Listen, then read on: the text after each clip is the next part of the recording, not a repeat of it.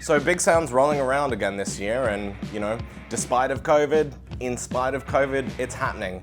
Not sure how to use those words correctly. But the point is, it's coming back and I'm kind of looking forward to it, but also kind of not. I don't really know. I think it's good for the economy. I think it's good for working musicians. I think it's good for people who really love to hang out in bathrooms and take cocaine. It's one of those things. It's gonna be a good party and it's also gonna be like a bunch of music industry people shaking hands and patting each other's backs. So, if you're like me and you've got a burgeoning YouTube show and you don't really know what to say about Bigsound, what you'll do is you'll put the feelers out to your friends on Facebook and ask them what they think about a particular topic. That's what I've done. And we've got a few opinions here. A couple of my buddies are like, wow, Bigsound's gonna be amazing. It's gonna be like rock and roll Christmas. I can't wait to go. That's huge, yeah. Another buddy of mine said it took me a few years to realize it's not for me, in both senses that I don't enjoy it and it's not designed for people making my sort of music at any level. And that's fair. Music is completely subjective. It should be what you want to put out.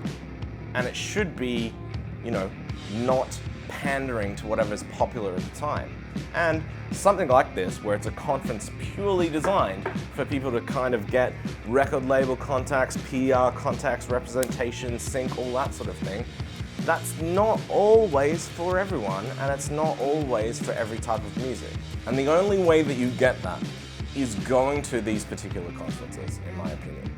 Now, I've played South by Southwest a couple of times. Humble brag.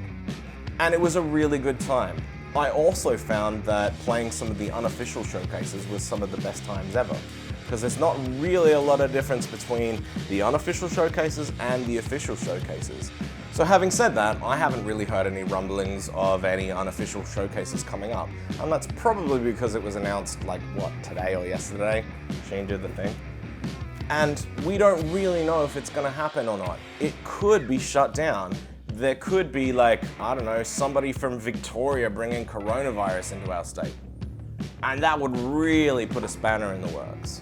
So this is kind of a lengthy comment that one of my friends made. Steve, I'm looking at you. I'm trying to put this on YouTube, mate. I don't need an essay.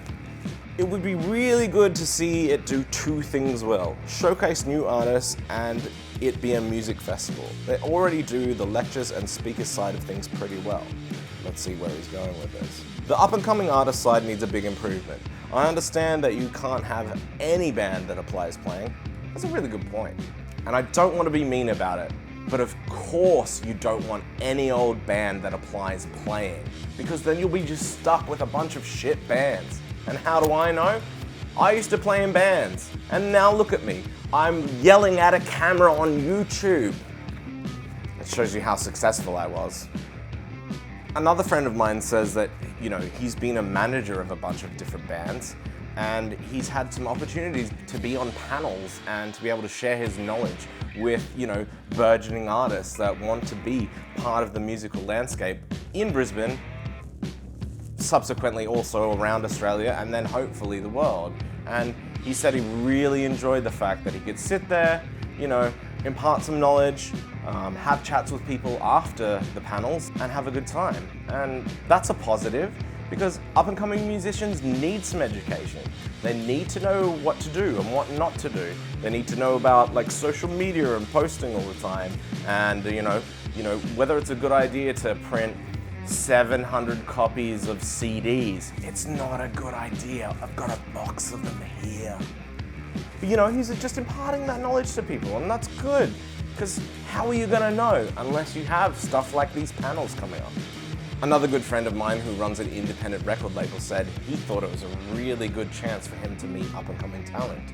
He doesn't have all the time in the world to go out every night and see bands, because like most independents, he's working a day job whilst trying to run a label. So he said it was a chance to schmooze, drink some booze, party. Apparently they call it networking.